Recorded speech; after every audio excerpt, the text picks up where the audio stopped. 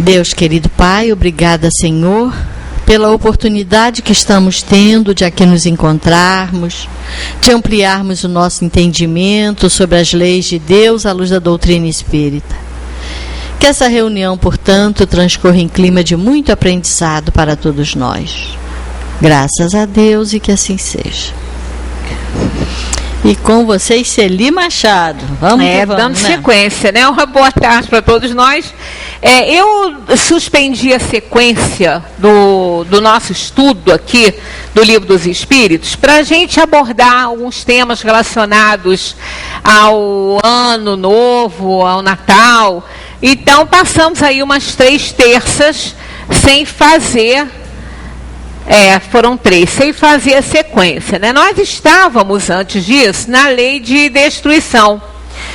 E paramos quando iríamos abordar flagelos destruidores, né? Então, hoje nós estamos voltando ao nosso estudo sistematizado do Livro dos Espíritos, trazendo esse tema, né? Que nessa época aí a gente tem bastante problema com fenômenos naturais, né? É inundação num canto, é seca no outro, é incêndio no outro.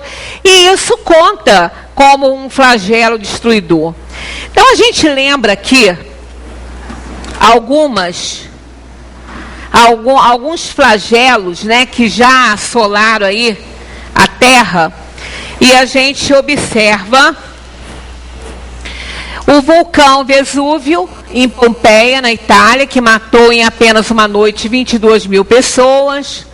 No século XIV, a peste negra matou cerca de 25 milhões de pessoas. Em 1918, a gripe espanhola matou entre 20 e 75 milhões de pessoas. O Holocausto nos campos de concentração eliminou 6 milhões de pessoas. O Holocausto, ele não é considerado um flagelo destruidor, porque os flagelos destruidores estão mais dentro dos fenômenos naturais, e isso está longe de ser um fenômeno natural, né?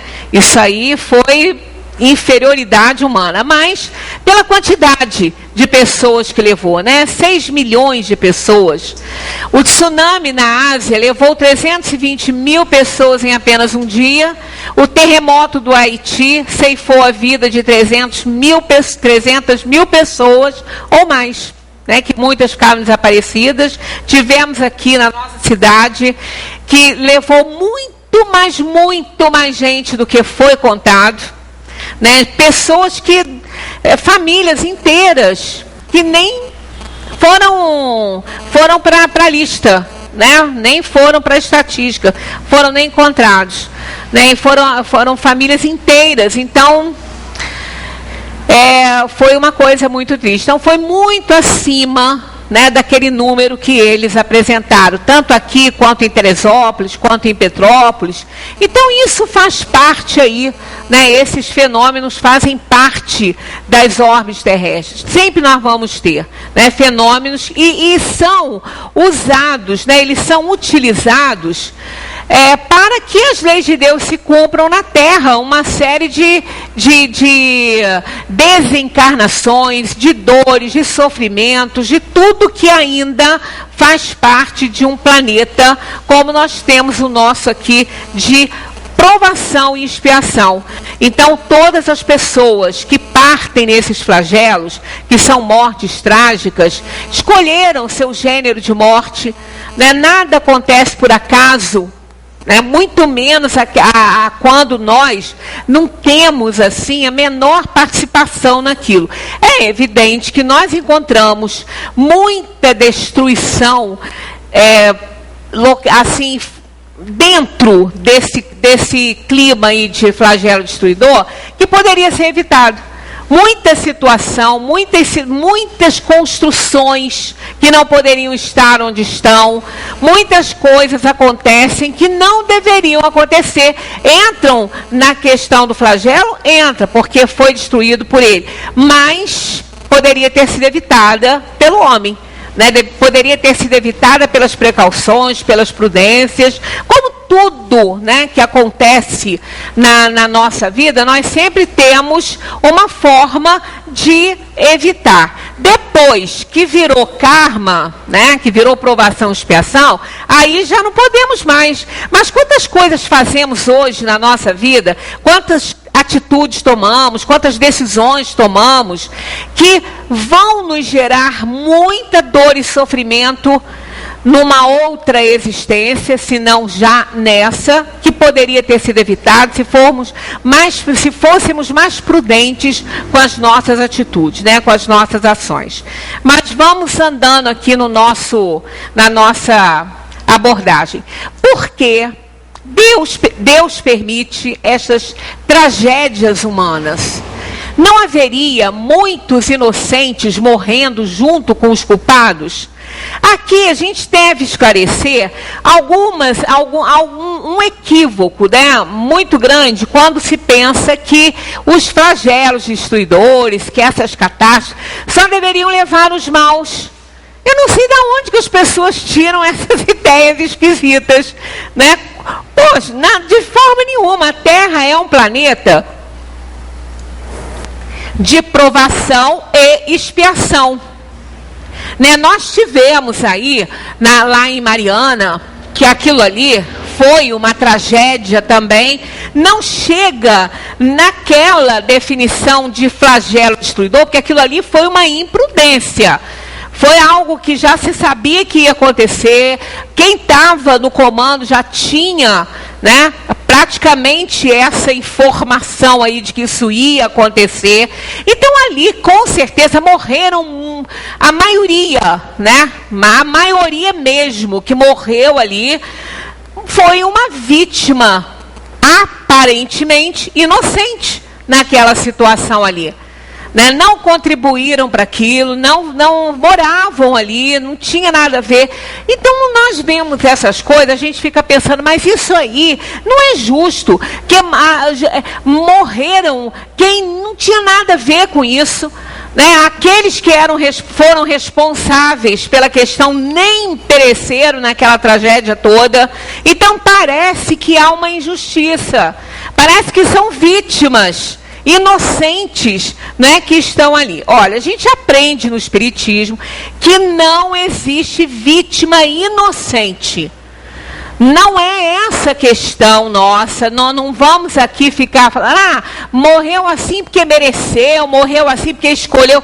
Não, isso é um entendimento que nós temos, é um aprendizado que a gente recebe dos espíritos sobre essas questões das mortes trágicas e tudo, mas não cabe a nós ficar fazendo esse tipo de julgamento, porque mesmo nas mortes trágicas, a gente já falou aqui sobre a escolha das provas, e vale a pena a gente sempre fazer uma abordagem sobre isso.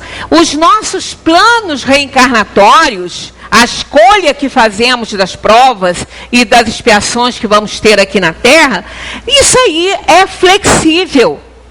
A nossa conduta na Terra, aquilo que a gente faz, o bem que a gente faz, a utilidade da nossa vida aqui, contribui muito para que muitas coisas que foram escolhidas por nós, que vão nos causar muita dor e sofrimento, deixem de acontecer daquela forma. O nosso plano é flexível, nós não temos um destino, nós temos desígnios, né? Nós escolhemos, quando não estamos em condição de escolha, é-nos oferecido o plano e a gente aceita. Se a gente não aceita, a gente às vezes é obrigado a aceitar pela nossa condição evolutiva inferior. Então, o nosso plano é flexível, vale sempre a pena a gente fazer a nossa parte, fazer o bem. Né? Tem gente que fica, mas se está aí quase uma epidemia aí de chikungunya, de zika e essas coisas todas. O que adianta? Se eu tiver que passar por isso, eu vou passar mesmo. Então, eu vou ficar usando repelente para quê? Já que eu tenho que passar por isso. Não vamos pensar dessa maneira, vamos fazer a nossa parte. Porque muita coisa que a gente passa, até coisas que a gente trouxe de outras vidas, poderão ser minimizadas, muito minimizadas, ou até mesmo a gente ficar isento de determinadas coisas se nós estivermos já assim, adquirido bônus para isso, com a nossa atitude, com a nossa conduta. É importante considerar essas coisas. Então, sempre temos que fazer a nossa parte, sempre.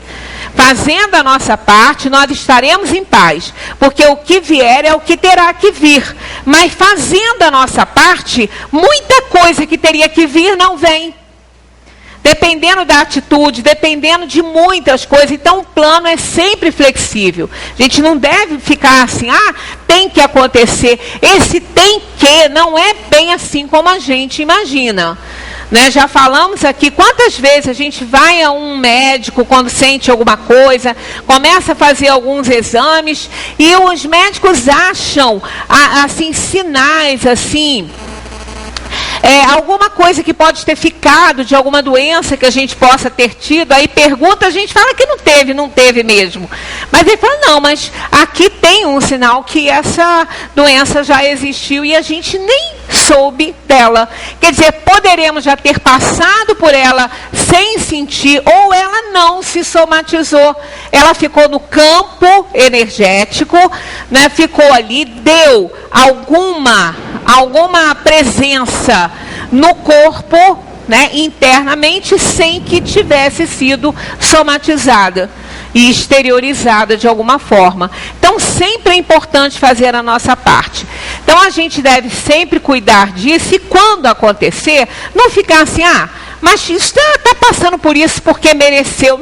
Esse não é o nosso pensamento, não deverá ser. A gente deve ajudar sempre que puder, independentemente daquilo ali ser kármico ou não ser kármico, ter sido uma imprudência de alguém. Não é porque uma pessoa atravessa a rua sem olhar, foi imprudente, que vai sofrer um atropelamento qualquer, que ela não vai ser ajudada, que ela não vai ser...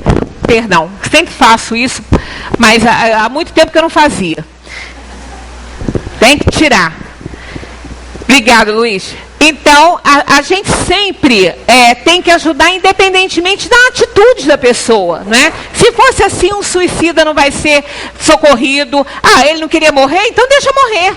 Não, nós não podemos fazer esse tipo de julgamento assim para ninguém, né? Então, a gente não, por outro lado, vamos sempre pensar nisso. Não, os flagelos destruidores não visam levar somente os maus, os culpados, nada disso. A nossa vida na Terra obedece a um ciclo, no tempo, né? Chegada a nossa hora, nós vamos ter que partir. E se tivermos escolhido e não puder ter sido evitado aquele tipo de morte trágica, nós vamos perecer num flagelo. Isso não vem a afetar em nada a nossa situação após a morte, né? Como a gente vai continuando a ver aqui na abordagem dos espíritos. Se considerássemos a vida no que ela é, e quanto é insignificante em relação ao infinito, menos importância lhe daríamos. Essas vítimas terão noutra existência uma larga compensação para os seus sofrimentos, se souberem suportá-los sem murmurar. Isso aqui é importante, se souberem suportá-los sem murmurar, porque ninguém passa por uma situação dessa se não fez essa escolha. Isso aí não passa. Só passa quem fez essa escolha de uma morte trágica. Aí, dentro, né, desse gênero de morte trágica, várias formas de morte podem acontecer. Então, ou até mesmo nem acontecer a morte em si, né? Podem ficar sequelas grandes, né, que podem incapacitar uma pessoa. Então, se ela fez essa escolha, ela tem que conviver bem com isso, ela tem que se resignar diante disso. Porque se ela não o fizer, não vai valer o que ela vai passar. Se ela se revoltar, se ela ficar contra, né, se achar uma vítima, porque tem muita gente que se acha vítima do mundo, Deus é injusto, né, com ela. Aí ela não vai resgatar.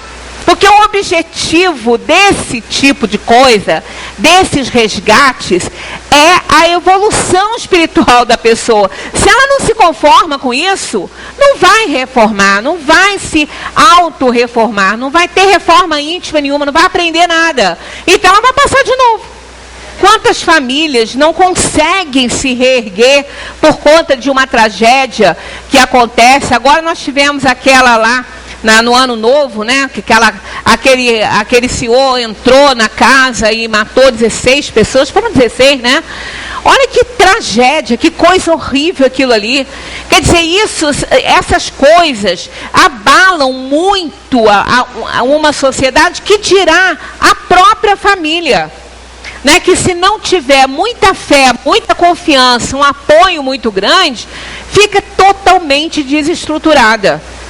Muitas vezes uma perda dentro da família, pode ser uma perda humana, ou uma perda material, seja o que for, desestrutura um núcleo familiar que até então vinha bem, né? Acontecendo direitinho. Então são coisas que a cada dia vão nos acontecendo e que a gente não toma isso, né, como lições, mas são lições. São lições. Não vamos achar que Deus do nada faz acontecer alguma coisa na nossa casa para nos alertar. Não, não é bem assim. É a união das situações, né? São aproveitadas essas situações para que a gente possa se desenvolver. Então, fizemos escolhas. Quer dizer, algo acontece dentro da nossa casa que vão nos proporcionar, vivenciar aquela escolha que fizemos ao reencarnar, para fazer um resgate de alguma coisa, né, que nós estamos aí devendo, algum reajuste, né, que estamos devendo. Então as coisas são aproveitadas. Então, longe, né, de Deus mandar alguma desgraça para a vida da gente para nos impulsionar o progresso. Deus não manda desgraça para a vida de ninguém. Deus é Pai misericordioso, amoroso, nos ama incondicionalmente, da mesma maneira que nenhum pai na terra mandaria uma desgraça para um filho, muito menos Deus. Nós não somos melhores do que Deus. Então, de forma nenhuma, nós vamos achar que isso acontece. Né? As coisas acontecem quando elas têm que acontecer, do jeito que tem que acontecer, e todos nós que estamos envolvidos nisso somos afetados por conta de escolhas que fizemos, e não é por acaso que nós nos unimos dessa ou daquela maneira, né, nos planos materiais. Seja numa união, né, familiar com nossos colegas de trabalho. Ninguém é colega de trabalho por acaso, ninguém mora nessa ou naquela região por acaso, ninguém tem este ou aquele vizinho por acaso, de forma nenhuma. Isso tudo, né, acontece numa engrenagem perfeita para fazer que a gente resgate, que a gente se reajuste aí com os nossos, com aqueles a quem devemos alguma coisa. Mesmo causando o mal, os flagelos destruidores são úteis do ponto de vista físico, porque eles modificam algumas vezes o estado de uma região, que é um bem que só será sentido nas gerações futuras. Né? Quando acontece um flagelo grande, né, uma destruição grande, o tempo vai ser muito longo para que aquele cenário se modifique, para que ele se torne, né, um cenário habitável, um cenário onde as pessoas podem viver e fazerem suas experiências ali. Então, muitas vezes, isso vai demorar, mas é necessário. Então, como a vida na Terra é muito rapidinha, né? Mas não é rápida, não. Nossa, mas demora muito, demora nada. Né? Em relação à eternidade, então, um século, isso são palavras dos Espíritos, e está nesse capítulo de flagelos destruidores. Eu não sei se eu cheguei a colocar em algum quadro, se cheguei a gente vai ler, mas eu acho que eu nem cheguei a colocar diretamente no quadro. Um século aqui na Terra é um piscar de olhos na eternidade. É a comparação que eles fazem. E uma comparação ainda complicada, porque a eternidade não conta tempo, né? Não conta tempo. Então é muito rápido. A nossa vida na Terra em relação à eternidade não é nada. Algumas décadas de sofrimento da Terra não é nada diante da eternidade. Absolutamente nada. Tanto que às vezes as pessoas falam assim, será? Eu tenho um parente que já desencarnou há tanto tempo, que já desencarnou há 40 anos. Será que ele já pode estar reencarnado? Ou ele já pode se comunicar? O tempo de desencarnação não conta nada. Porque para a eternidade isso aconteceu ontem. Né? Não conta nada. O que conta aí é a evolução do espírito. Isso que conta. O espírito pode dar uma comunicação, como a gente já passou por esse capítulo e viu, né, quando nós falamos sobre a questão dos espíritos que se comunicam ainda com o corpo ali na vigília, né, ainda. Nós tivemos isso aí com o Espírito Sansão, tivemos a carta, o poema de Herculano Pires, que foi um homem do seu tempo, do nosso tempo, viveu aqui, não tem muito tempo que desencarnou, né, foi levado para o hospital. Lá no hospital ele desencarnou, que ele teve um ataque cardíaco. A reunião mediúnica se desenvolvia lá nos fundos da casa dele. De repente ele mesmo vai àquela reunião, né? Um médium da passividade, e ele faz um poema. E o corpo ainda lá no hospital. Então não é o tempo de desencarnação que pode dar oportunidade de um espírito se comunicar ou de reencarnar. E sim a compreensão e a necessidade dos fatos que ocorre isso. Havia para ele, foi dado a ele essa oportunidade. Aí ele termina, né, o seu poema dizendo, menos choro e mais café. Então era ele ali dando a comunicação, dizendo que estava deixando homenagear a sua mulher, os seus filhos. Então realmente uma lucidez, e o corpo ainda estava lá quentinho ainda no hospital, né, terminando lá os últimos preparativos para a vigília dele.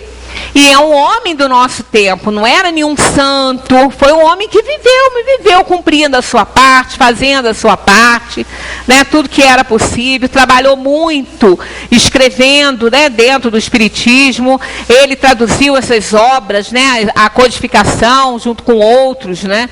Então Herculano Pires foi um grande colaborador da doutrina espírita. Então não é o tempo que as pessoas têm, não, mas é 40 anos, não, já pode ter reencarnado e já pode ter desencarnado no tempo da Terra. Mas para o espírito, nós já tivemos, eu já até comentei isso aqui, comunicação uma vez de um espírito, na nossa reunião mediúnica, que pelo que ele informava, tinha mais de 200 anos que tinha morrido no tempo da Terra, e no entanto ele achava que ele estava vivo, ele estava procurando a casa dele. Né, pelas coisas que ele informava, ele estava carregando ouro num saco, uma coisa esquisita, né, para o nosso tempo. Então realmente não é isso que importa, né, para a gente. Então o objetivo, quer dizer, Deus não castiga, Ele apenas mostra, né, as coisas que nós precisamos aprender. Então Deus não poder... isso aqui já passou, eu que mexi aqui. Eles modificam, então, algumas vezes o estado de uma região, e é um bem que só será sentido para gerações futuras. Os flagelos são provas que proporcionam ao homem a ocasião de quê?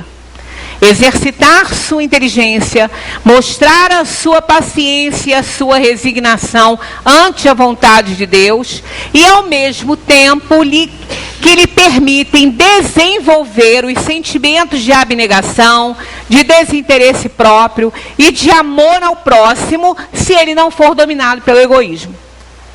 Isso aqui é muito importante, se não for dominado pelo egoísmo. Às vezes, nem com uma tragédia grande, as pessoas aprendem. Infelizmente, é triste isso, mas acontece. Eu tenho uma pessoa muito próxima que trabalhou nesses albergues, digamos assim, né, na época da tragédia aqui em Friburgo, e que as pessoas viam suas casas caírem assim, saíam. Só restou de tudo, de todos os bens ali da casa, né? Restou a roupa que estava usando. Porque não ficou nada, parecia que tinha passado um rolo compressor na casa.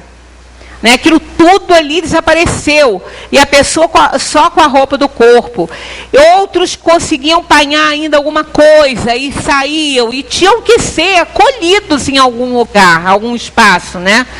E uma pessoa chegada, uma conhecida minha, estava trabalhando nesse dia, num desses espaços, e chegou uma família cujo o pai da família, o responsável ali da família, ofereceu a ela dinheiro para ela arrumar um lugar bem confortável para ele e para a família ficar. Ela falou, você acredita que eu ainda tive que ouvir isso? Eu ainda tive que passar por isso, aquelas pessoas desesperadas, porque tinha pessoas que foram 2, 3 e deixaram mais 5 debaixo da terra lá na casa. E crianças gritando, sozinhas, sem pai, sem mãe. Ela falou, olha, uma coisa terrível. E ele me chamou num canto para me oferecer dinheiro para arranjar um lugar bem confortável, assim, bem, como é que se diz, reservado para ele e a família. Então, eu botei frisadinho aqui, ó. Se ele não for dominado pelo egoísmo. Porque se for, ele não aprende nada. Perdeu a casa caiu. Ele não tinha mais a casa. Né? Então, saíram, felizmente não morreu ninguém ali do núcleo familiar dele ali. Ele conseguiu sair com a família, mas estava com a roupa do corpo. Né? Então, ainda foi pedir isso, quer dizer... Nem vendo isso, nem escutando o lamento, o choro das pessoas, a gritaria, porque foi assim, não aprendeu nada. Né? Aí é o que a gente fica pensando, quanto tempo uma alma assim precisa para aprender? Por isso que não tem limite às reencarnações, não tem limite. Porque vai reencarnando, sofrendo, passando dificuldades, necessidades, né, até que se desvencilha aí desse orgulho todo, desse egoísmo, dessa vaidade, e isso só acontece com muita dor, com muito sofrimento.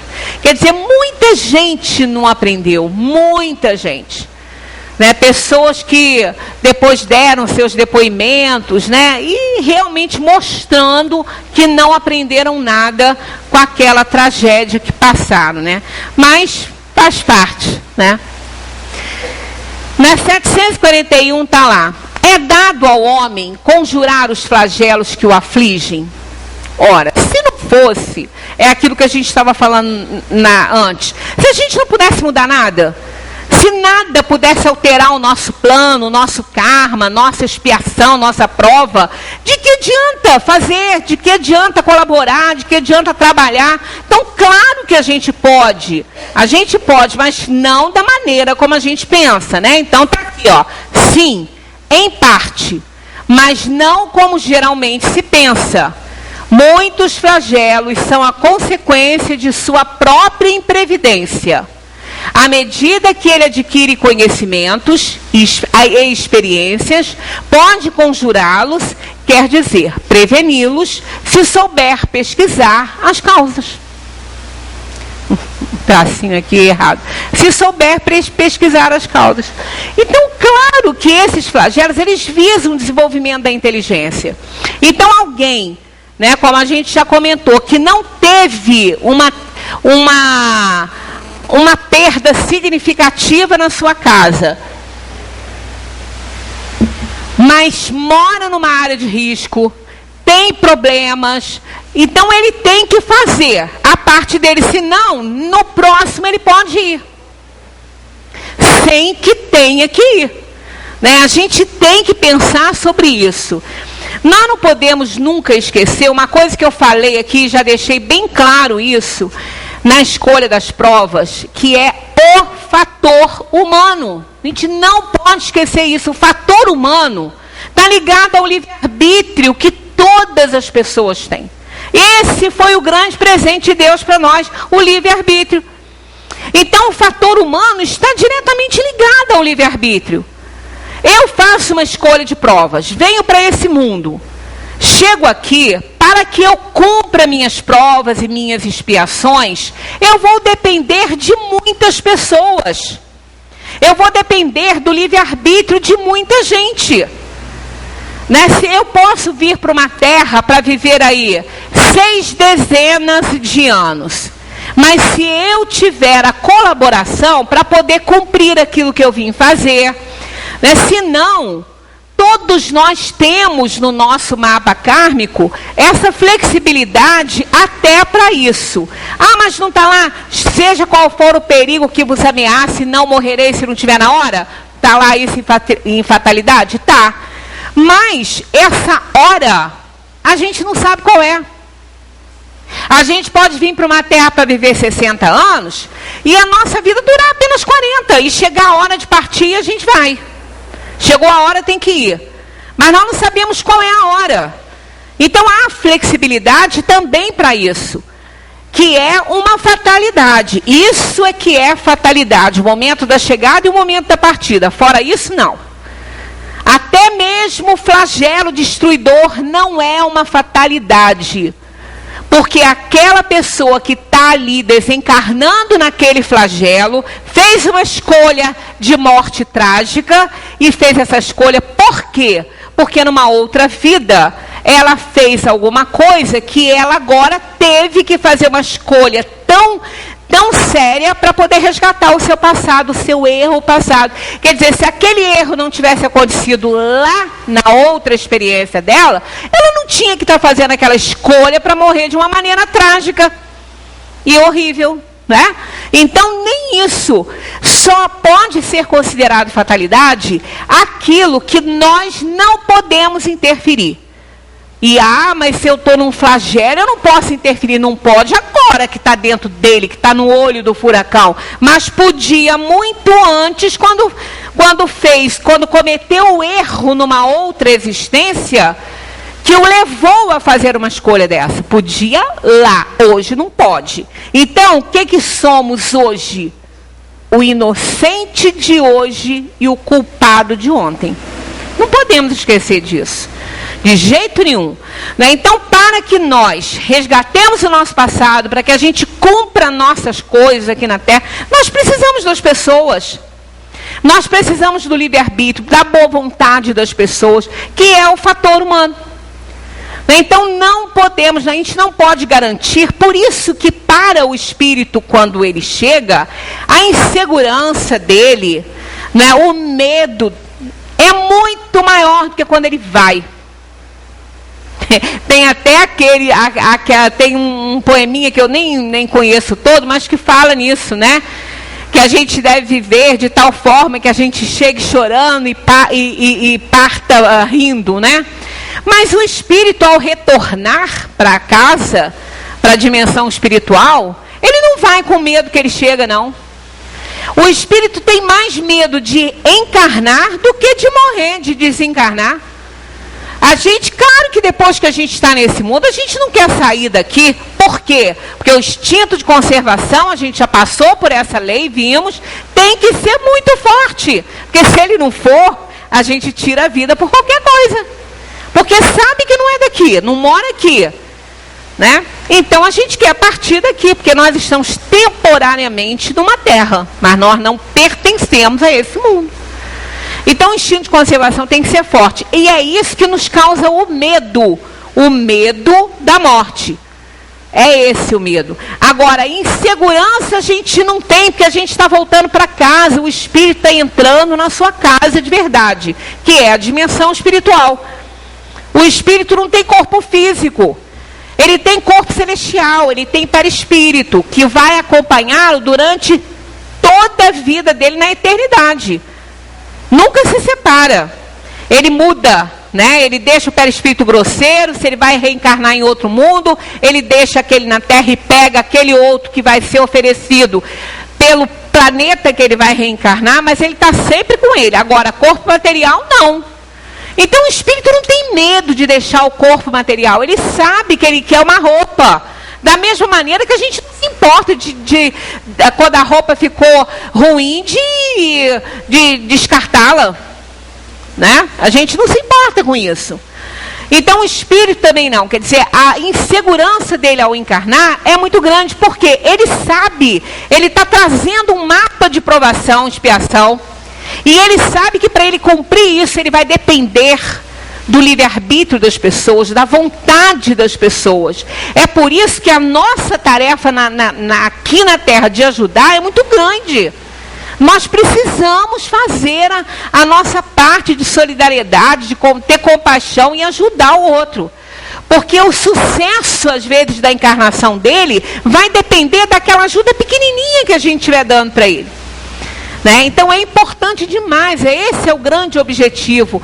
Foi uma das palestras que eu fiz aqui numa das terças. O único objetivo da vida é fazer o bem.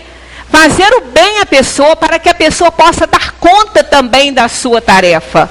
Né? É um trabalho conjugado, é muito importante lembrar essas coisas, né? Mas entre os males que afligem a humanidade, há os que são de natureza geral e pertencem aos desígnios da providência. Aí esses são aqueles que aos olhos do mundo consideramos fatalidade. Né? Então ele está aqui, dizem, ó, desses, cada indivíduo recebe em menor ou maior proporção a parte que lhe cabe, não lhe sendo possível por nada mais que a resignação à vontade de Deus. Mas ainda esses males são geralmente agravados pela indolência do homem, pela sua conduta, pela sua teimosia, pela sua intransigência, né, quando não aceita. Então, esses males aí, ó, né, que aflige a humanidade, como aqueles que a gente colocou lá no início, né, da palestra, a peste negra, né, os tsunamis e essas coisas todas, os terremotos que carregam muitas vidas, né, esses aí, cada um vai absorver para si aquela parte que lhe cabe. Né? Uns vão sofrer menos, outros vão sofrer muito mais, uns vão ter poucas perdas, outros muitas perdas, porque cada um vai passar dentro da sua necessidade. Isso, nada que a gente passe, né, é para o outro, nunca. Né? A gente só tem aquilo que a gente tem realmente que ter. A humanidade realizou até hoje incontestáveis progressos.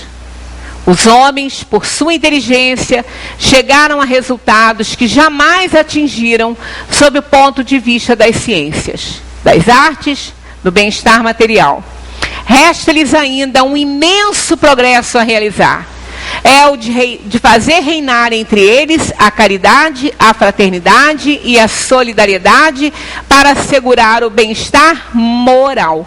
Muito importante. Isso aqui é um fragmento da abordagem que os espíritos fazem na Gênese, lá no finalzinho, Sinais dos Tempos.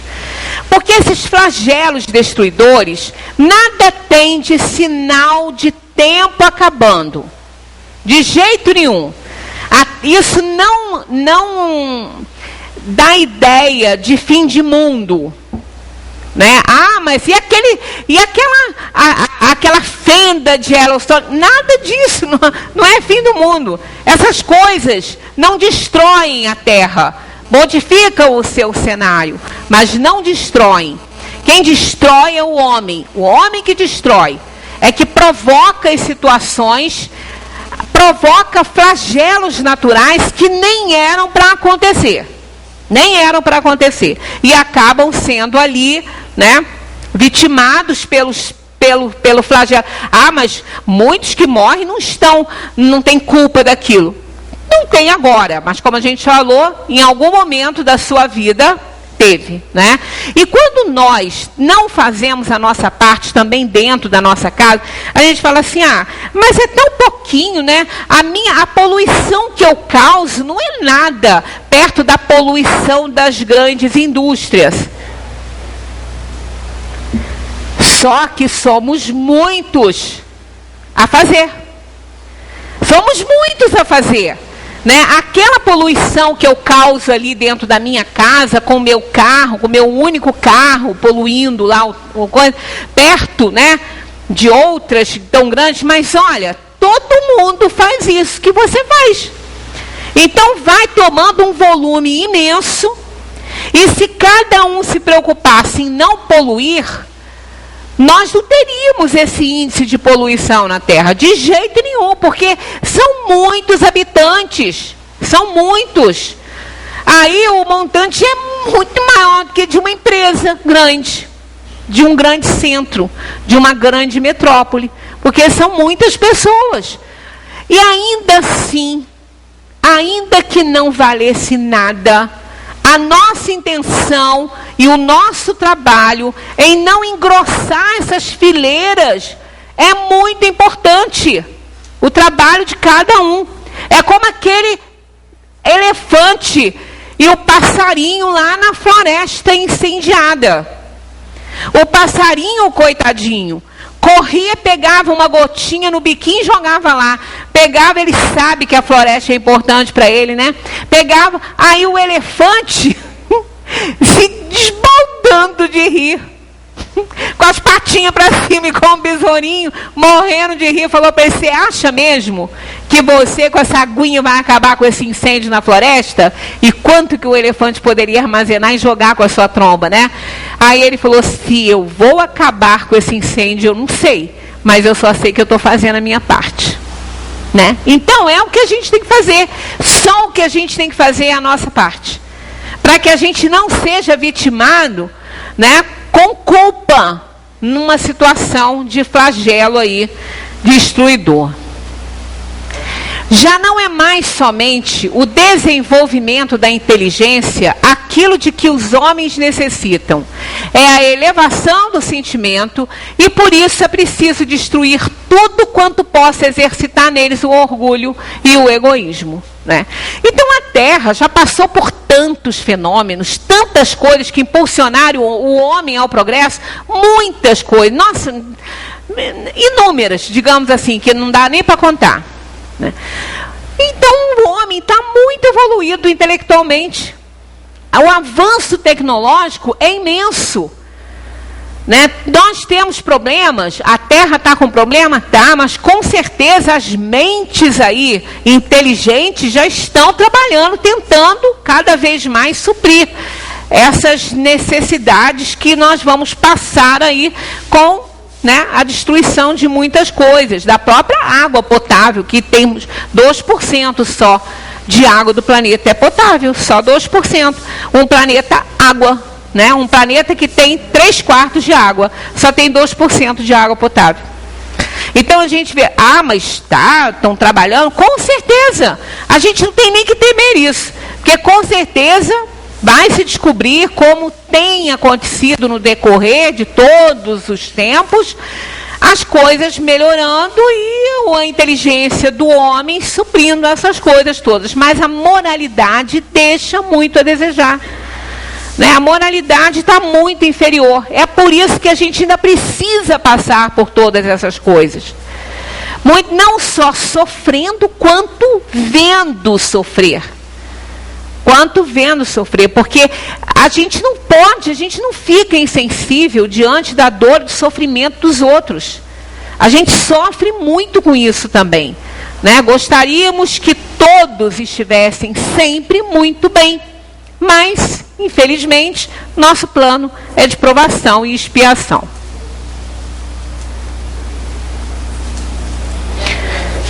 Oi? Pode ser. Tirar aqui. A fraternidade deve ser a pedra angular da nova ordem social.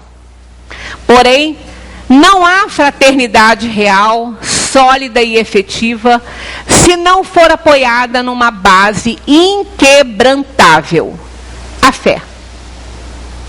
Não em dogmas particulares, mas a fé nos princípios fundamentais que todo mundo pode aceitar. Esses dois quadros estão presentes em outra palestra, que também fizemos agora no fim do ano, que são importantes a considerar. Olha só. Não em dogmas particulares. Dogma particular só serve para cegar a gente.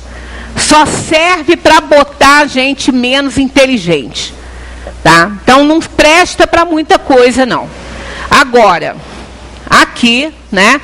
Mas na fé, nos fundamentais, quer dizer, isso aqui, ó, fundamental, essa palavra, ela está caracterizando princípio. Não é qualquer princípio, não são qualquer, são princípios fundamentais, quer dizer, não podem deixar de existir.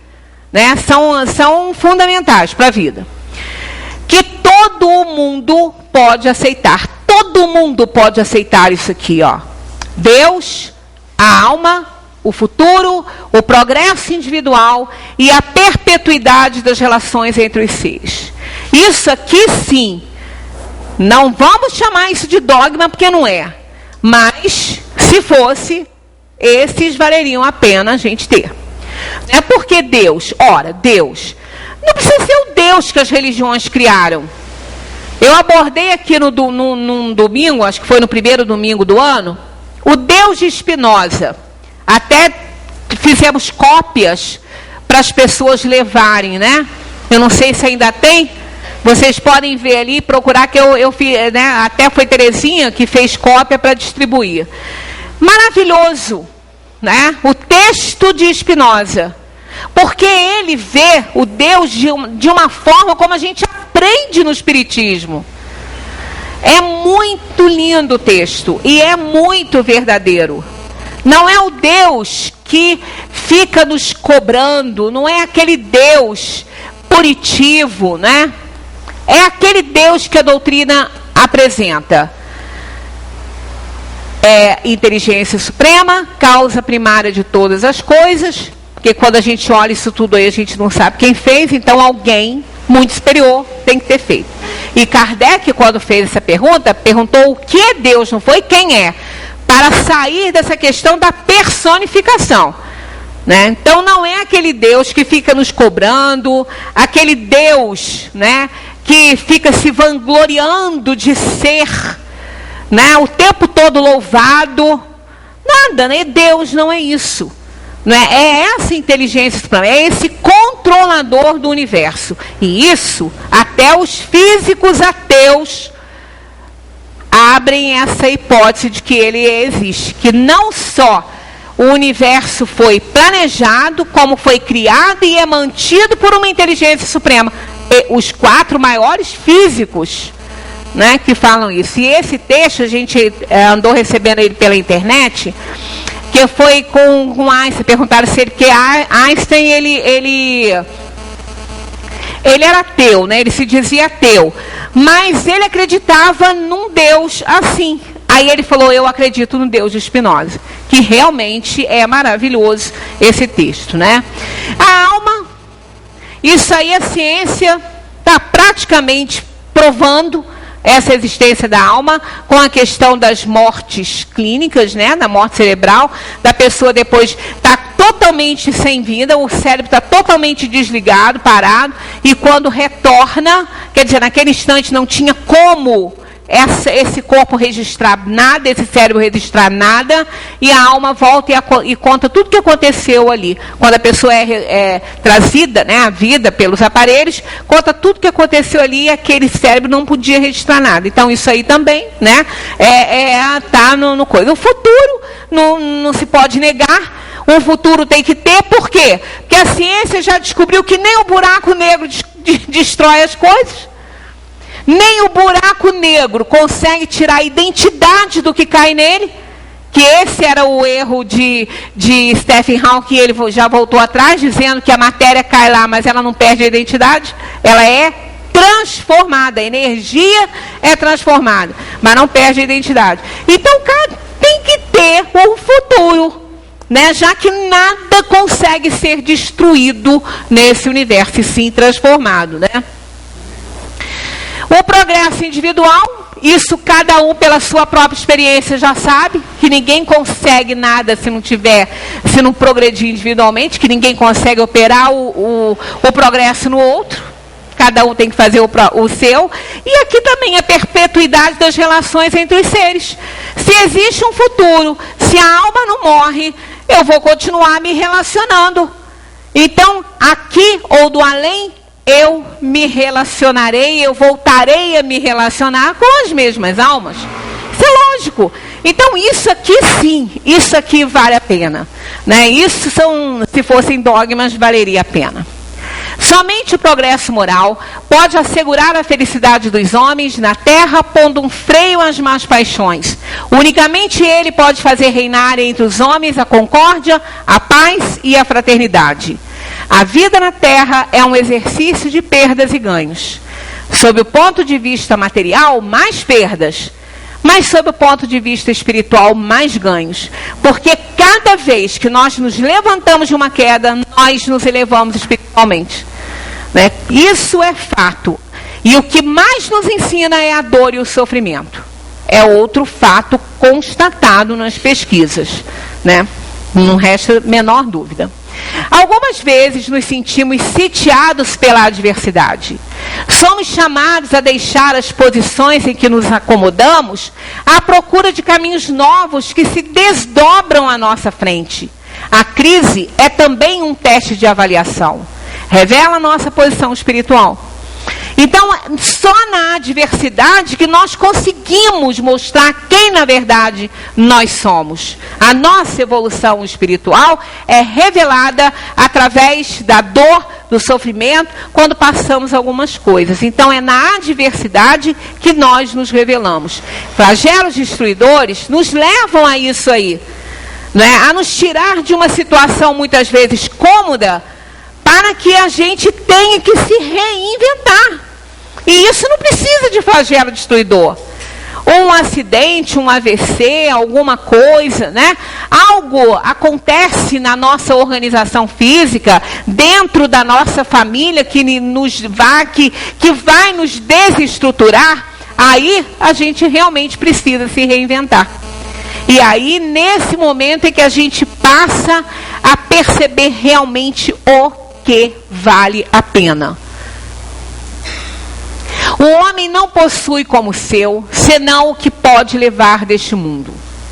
O que ele encontra ao chegar e o que ele deixa ao partir, goza durante a sua permanência na terra. Desde que é forçado a deixá-los, é claro que só tem o usufruto e não a posse real.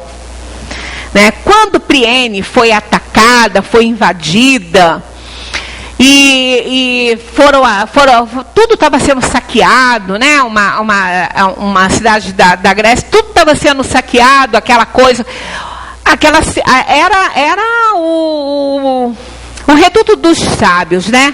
Bias, um dos sábios da antiguidade, estava saindo calmamente, sem nada. E aquela correria, corre para cá, e pega aqui, e põe, e, nossa, tudo que podia pegar, e joias, e não sei o quê.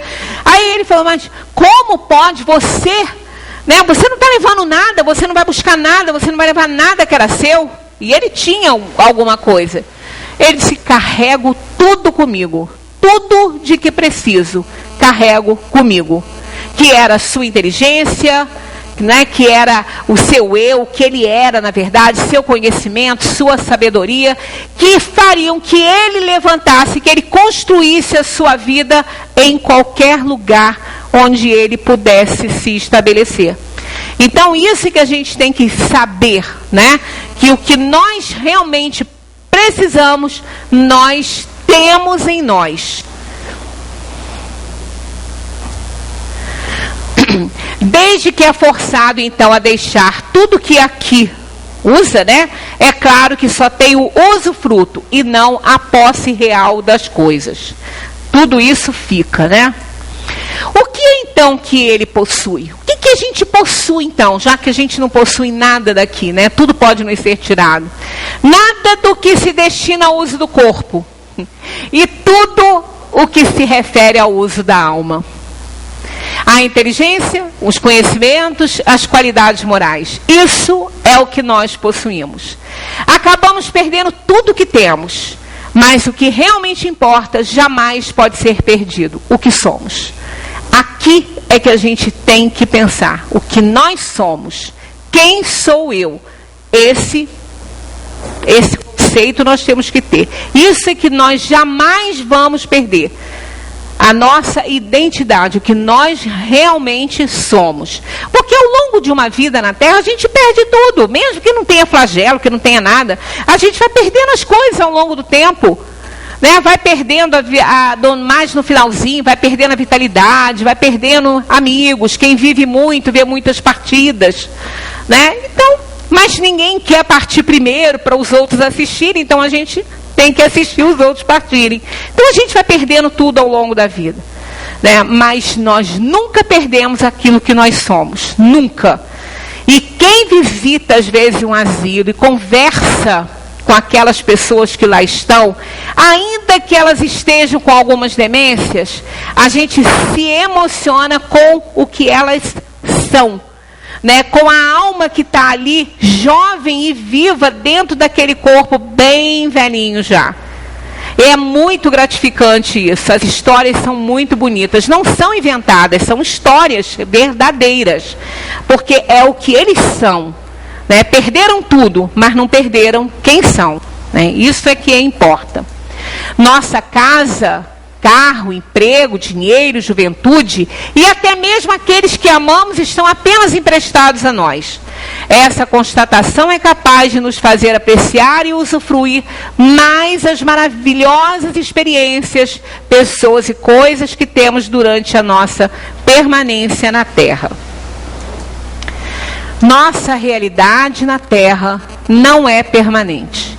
Tudo é transitório e temporário. Por mais que nos esforcemos, acabamos concluindo que não é possível encontrar a permanência e acabamos aprendendo que nossa segurança não pode depender de tentar conservar tudo e impedir a perda. A perda faz parte da vida. A dor e o sofrimento fazem parte da vida. E não resta dúvida, tudo aquilo que não nos mata nos fortalece. Essa frase, ela é real.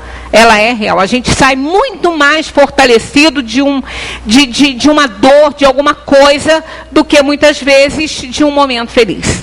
A gente aprende muito mais, porque naquele momento feliz a gente se sente muito potente.